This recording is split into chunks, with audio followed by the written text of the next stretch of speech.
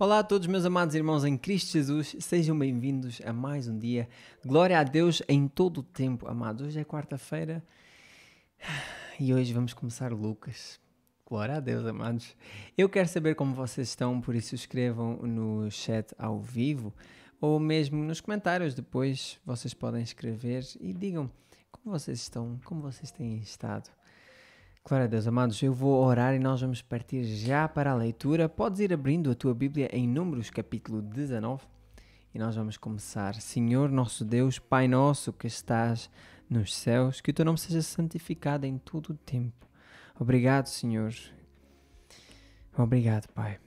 Venha a nós o teu reino e seja sempre feita a tua vontade na terra, assim como ela é feita no céu. Obrigado pelo pão diário que tu nos dás e perdoa as nossas ofensas, as nossas dívidas, os nossos pecados, assim como nós perdoamos a quem nos ofende, Senhor. Não nos induzas, não nos deixes cair em tentação, mas livra-nos do mal, Senhor. Só tu podes livrar de todas essas coisas. Então nós confiamos inteiramente em ti. E nós dizemos isto, obviamente, porque teu é o reino, o poder e a glória para todo o sempre. E é em nome do teu Filho amado Jesus Cristo que nós oramos, em conformidade com o Espírito Santo. Amém. Glória a Deus, meus amados irmãos, nós vamos já partir para a leitura. Números 19, Deus seja louvado. O Senhor disse a Moisés e a Arão: esta é a prescrição da lei que o Senhor ordenou. Diga aos israelitas que tragam até vocês uma novilha vermelha, um animal perfeito, sem defeito, sobre o qual nunca tenha sido colocada a canga de um arado. Entreguem a novilha ao sacerdote Eleazar. Ele a levará para fora do acampamento e, na presença dele, a novilha será morta.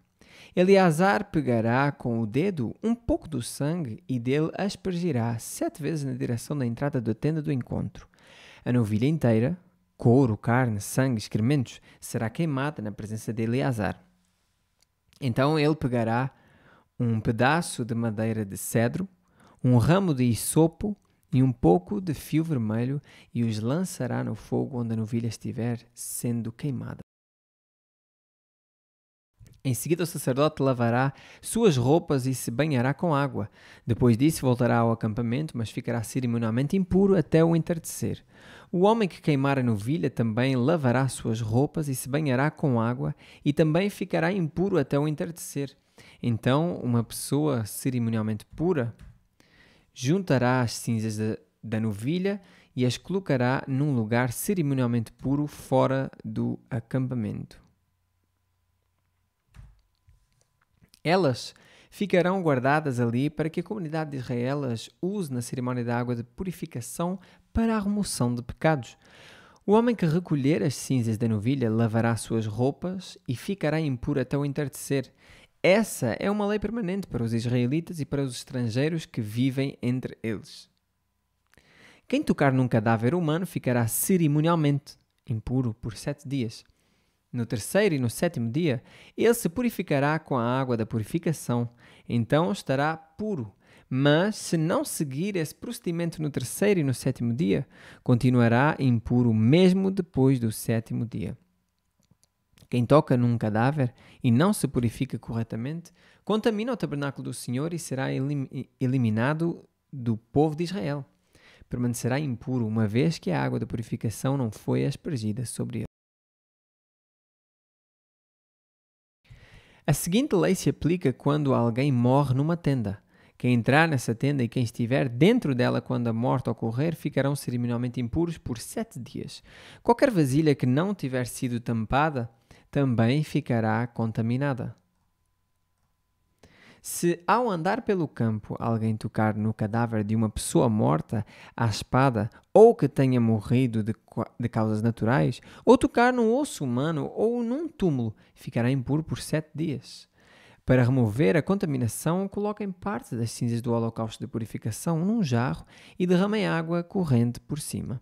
Então uma pessoa cerimonialmente pura pegará um ramo de hisopo e o molhará na água. Em seguida aspergirá a água sobre a tenda, sobre todos os seus utensílios e sobre as pessoas que estavam na tenda.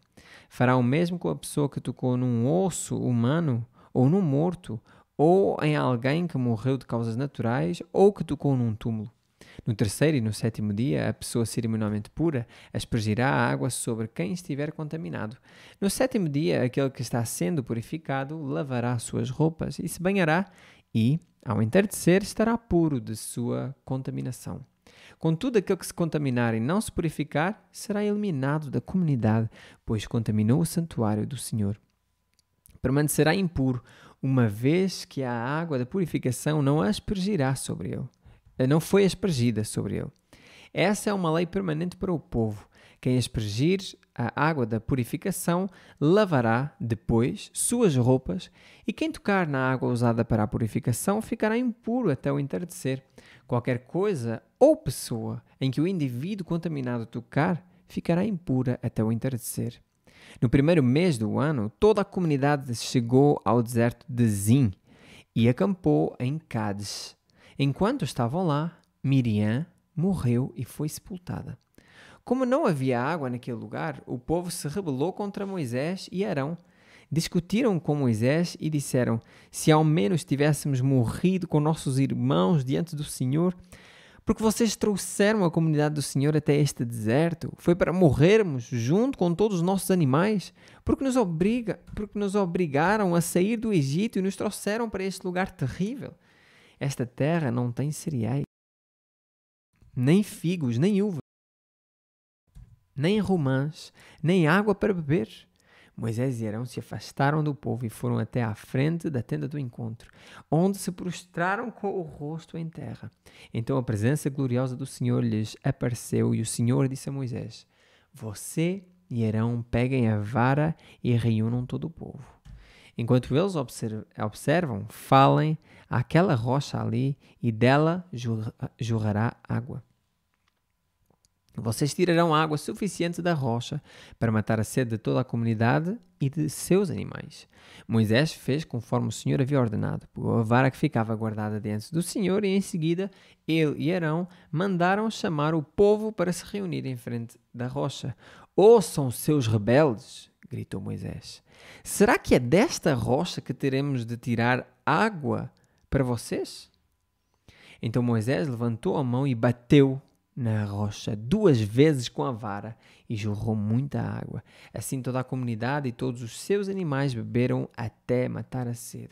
O Senhor, porém, disse a Moisés e a Arão: uma vez que vocês não confiaram em mim para mostrar minha santidade aos israelitas, não os conduzirão à terra que eu lhes dou.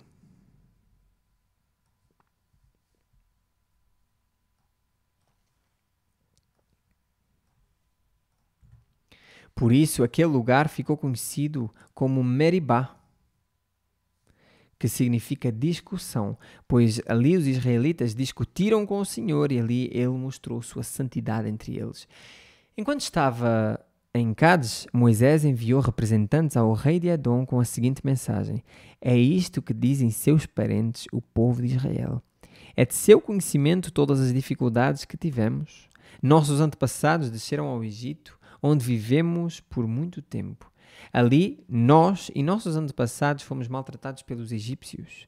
Mas, quando clamamos ao Senhor, Ele nos ouviu e enviou um anjo que nos tirou do Egito.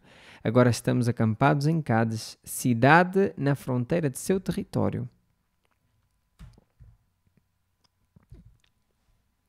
Pedimos que nos deixe atravessar sua terra. Tomaremos cuidado para não passar por seus campos e vinhedos. E não beberemos água de seus poços.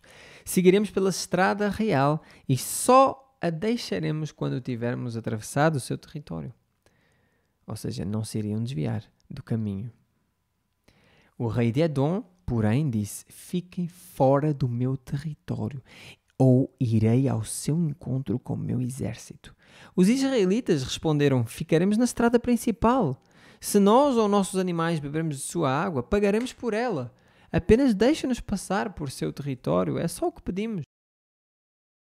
O rei de Edom retrucou: vocês não têm permissão de passar por nossa terra.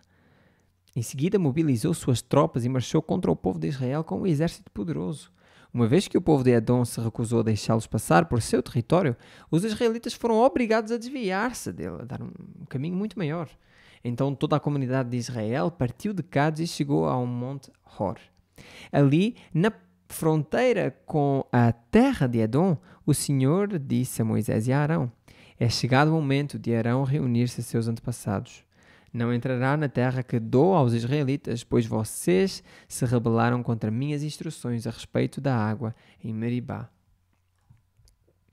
no lugar chamado discussão. Agora leve Arão e seu filho Eleazar ao Monte Hor. Em seguida, tire as roupas sacerdotais de Arão e coloque-as em Eleazar, seu filho. Arão morrerá ali e se reunirá a seus antepassados. Moisés fez conforme o Senhor lhe ordenou. Os três subiram junto ao Monte Hor, enquanto toda a comunidade observava. No topo, Moisés tirou as roupas sacerdotais de Arão e as colocou em Eleazar, filho de Arão. Então, Arão morreu no alto do monte e Moisés e Eleazar desceram. Quando a comunidade percebeu que Arão havia morrido, todo o povo de Israel lamentou sua morte por 30 dias. Glória a Deus, amados. Algumas coisas interessantes para nós vermos aqui.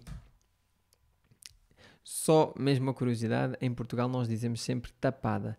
Mesmo se caso seja uma tampa, nós dizemos tapar e não tampar, ok? Eu achei isto curioso quando eu vim para o Brasil. Eu entendi que se usava aqui essa parte. Essa palavra assim. Aqui à frente. Então Moisés levantou a mão e bateu na rocha. Reparem aquilo que Deus disse aqui. Vocês, enquanto eles observam, falem àquela rocha ali, dela jorrará água. Era só para falar. E o que é que Moisés e Arão fizeram? Porque eles estavam juntos, ou seja, neste caso então eles bateram na rocha. Eles não falaram à rocha. O Senhor, porém, disse a Moisés e a Arão: uma vez que vocês não confiaram em mim para mostrar minha santidade aos israelitas, não os conduzirão à terra que eu lhes dou. E nós vimos aqui no final que Arão, então, acabou por morrer antes de eles chegarem lá. E vamos ver também o mesmo com Moisés, mas de outra maneira. Aqui à frente: não entrará na terra que dou aos israelitas, pois vocês se rebelaram contra minhas instruções a respeito da água. Pronto, foi isto. Era para falar com a rocha e eles bateram na rocha. Simeão, foi só isso, não houve nada de mais. Amados, mandamento de Deus não tem muito ou pouco, não é pequeno ou grande, é mandamento. E nós temos que fazer. Principalmente aqui no Antigo Testamento, nós vemos isso a acontecer. Amados, era assim, ou vai ou não vai, acabou. No Novo Testamento também, só que, como vemos entre aspas na época da graça, então as pessoas, elas têm tendência a abusar mais. Oh, amados, Deus nos proteja da nossa própria hipocrisia. Meus amados irmãos, vamos fazer uma pequena reflexão, uma pequena pausa para beber uma aguinha, apesar de eu já ter bebido aqui, e para pensarmos naquilo que acabámos de ler. E vamos começar Lucas, graças a Deus. Lucas, tananana, como diz a Tizi em Mateus, mas aqui eu coloco para Lucas. Amados, 20 segundos, se Deus assim permitir.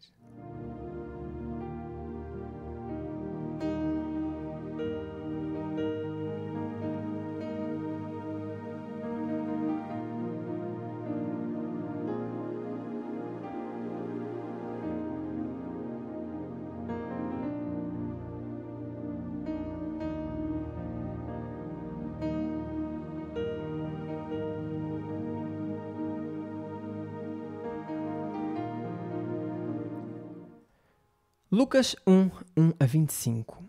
Muitos se propuseram a escrever uma narração dos acontecimentos que se cumpriram entre nós. Usaram os relatos que nos foram transmitidos por aqueles que, desde o princípio, foram testemunhas oculares e servos da palavra. Depois de investigar tudo detalhadamente, desde o início, também decidi escrever-lhe um relato preciso, excelentíssimo Teófilo, para que tenha plena certeza de tudo o que lhe foi ensinado.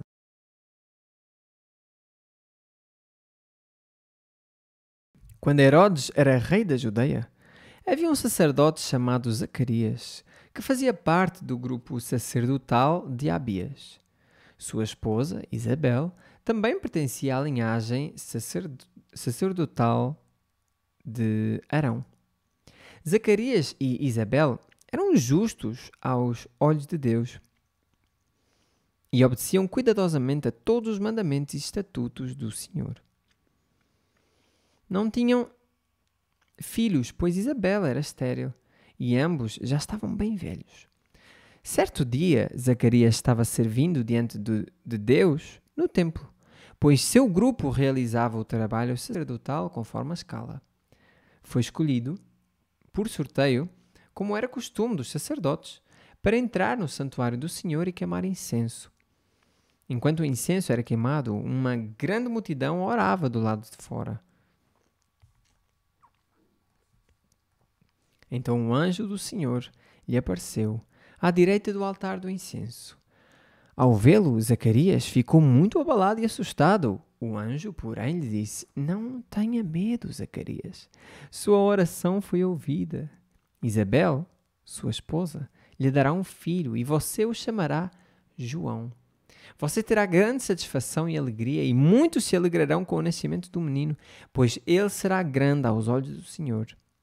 Nunca tomará vinho, nem outra bebida forte. Será cheio do Espírito Santo antes mesmo de nascer. Fará muitos israelitas voltarem ao Senhor, seu Deus. Será um homem com o espírito e o poder de Elias e preparará o povo para a vinda do Senhor. Fará o coração dos pais voltar para os filhos e levará os rebeldes a aceitarem a sabedoria dos justos. Aqui diz para seus filhos. Zacarias disse ao anjo: Como posso ter certeza de que isso acontecerá? Já sou velho e minha mulher também é de idade avançada. O anjo respondeu: Sou Gabriel e estou sempre na presença de Deus. Foi ele que me enviou para lhe trazer estas boas novas. Agora, porém, você ficará mudo até os dias em que essas coisas acontecerão, pois não acreditou em minhas palavras, que se cumprirão no devido tempo. Enquanto isso, o povo esperava Zacarias sair do santuário e se perguntava por que ele demorava tanto. Quando finalmente saiu, não conseguia falar com eles e perceberam por seus gestos e seu silêncio que ele havia tido uma visão no santuário. Ao fim de seus dias de serviço no templo, Zacarias voltou para casa. Pouco tempo depois, sua esposa Isabel engravidou e não saiu de casa por 5 meses. Como o Senhor foi bom para mim em minha velhice, exclamou ela.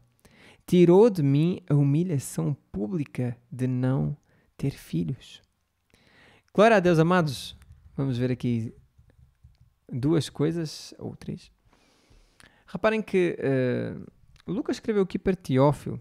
Há pessoas que dizem que Teófilo pode ser qualquer pessoa de Deus, entre aspas. Ok, qualquer pessoa, tipo nós, pode ser. Mas neste caso aqui, eu creio que seja a mesma pessoa. Até porque ele diz, para que tu, Teófilo, tenhas a certeza de tudo o que lhe foi ensinado. De tudo o que te foi ensinado.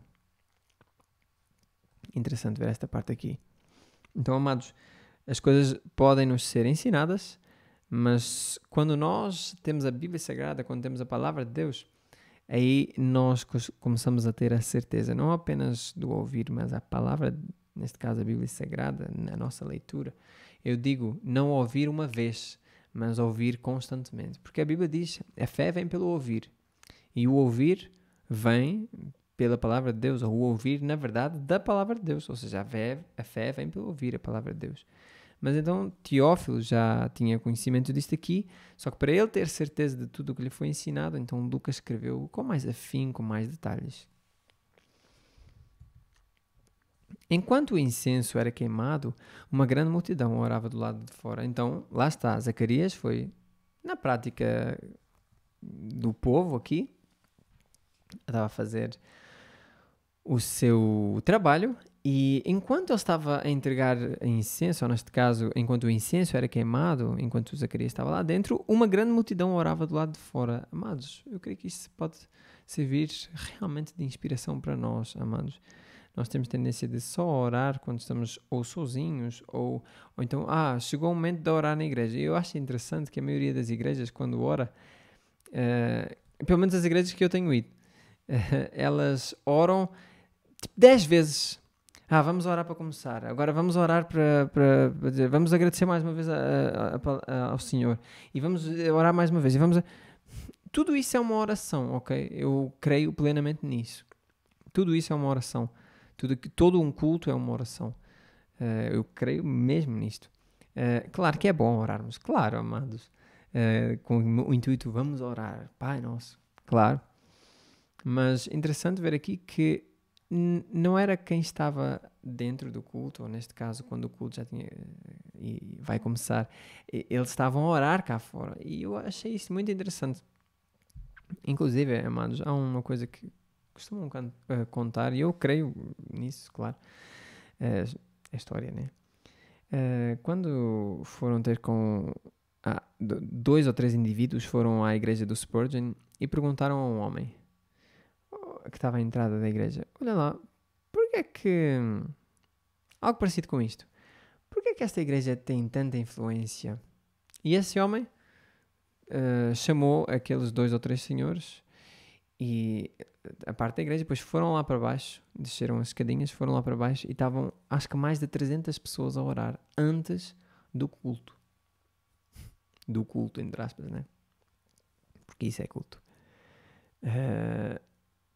E o homem então que guiou disse assim, essas pessoas disse: aqui está o, entre aspas, segredo para que isto tenha tanta influência assim. E esse homem, segundo dizem, foi Spurgeon. Então Spurgeon não disse que ele próprio era o Spurgeon. Interessante.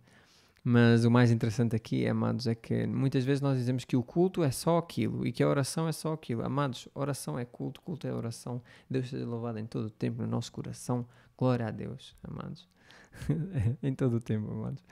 Serás cheio do Espírito Santo antes mesmo de nascer. Eu gostei muito desta versão aqui, amados. Aqui podem ver, diz, ou desde o seu nascimento. Mas, na verdade, nós vemos que, por exemplo, com Cristo, foi cheio do Espírito Santo, sempre, obviamente, mas antes do seu nascimento, até na sua concepção. E aqui nós vemos que foi algo sobrenatural também. Os 2 velhos, ok, já Isabel estéril e os 2 velhos, e tiveram um filho, obviamente sobrenatural. Então eu creio claramente no que está aqui, mas é algo até fácil de compreensão, né? Glória a Deus, amados. Pequena pausa de 10 segundos e vamos aqui para Salmos 56, 1 a 13. Glória a Deus. Já começamos Lucas? Glória a Deus.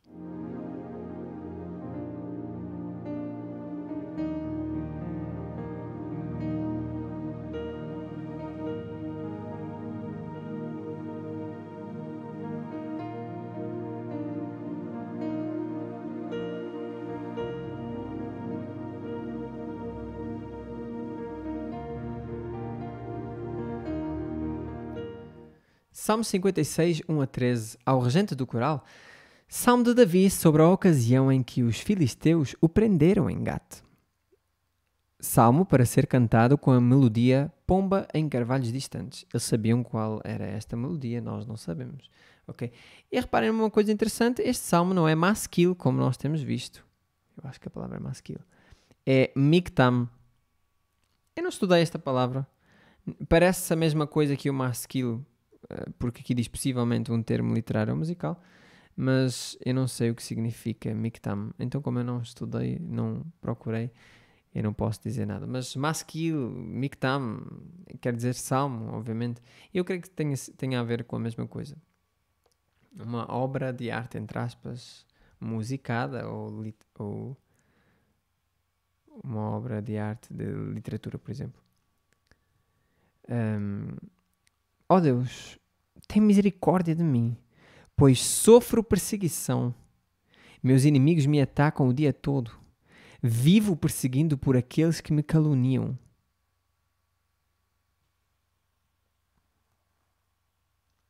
E muitos me atacam abertamente. Quando eu tiver medo, porém, confiarei em ti. Estava a ver se esta palavra era mesmo assim que se lia. Louvo a Deus por suas promessas. Confio em Deus e não temerei. O que me podem fazer os simples mortais? Sempre distorcem o que digo e passam dias tramando me prejudicar. Reúnem-se para me espionar e vigiam meus passos, ansiosos para me matar. Castiga-os por sua maldade, ó Deus, derruba-os em tua ira. Conheces bem todas as minhas angústias. Recolheste minhas lágrimas num jarro e em teu livro registraste cada uma delas.